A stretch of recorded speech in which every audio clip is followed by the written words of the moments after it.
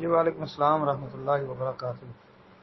جی محترم بھائی، آپ نے کہا کہ جس بندے کی کچھ نمازیں رہ گئی ہوں تو مولوی صاحب نے کہا کہ وہ ہر نماز کا 100 روپیہ جرمانہ دے دے، ہمیں جمع کروا دے۔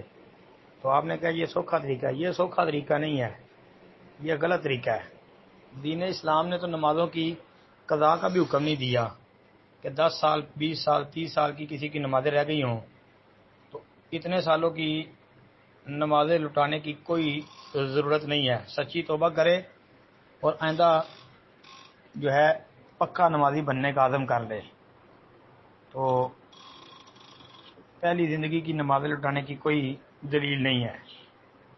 اور لوگ کہتے ہیں قضائے عمری، اس کا یہ طریقہ کار ہے، جس طرح ایک طریقہ یہ بتایا مولوی صاحب نے کہ حساب کر لے اور ہر نماز کے بدلے 100 روپے جرمانہ جمع کروا دیں، اور یہ بالکل بے دلیل ہے، باطل ہے، غلط بات ہے۔ باقی آپ نے بھی کہہ دیا کہ جی سوکھا ہے، یہ سوکھا نہیں ہے۔ اس سے سوکھا یہ نہیں ہے کہ سچی توبہ کر لو اور پہلی معافی مل جائے گی تو آئندہ جو ہے وہ پکے سچے نمازی بن جاؤ۔ السلام علیکم ورحمۃ اللہ۔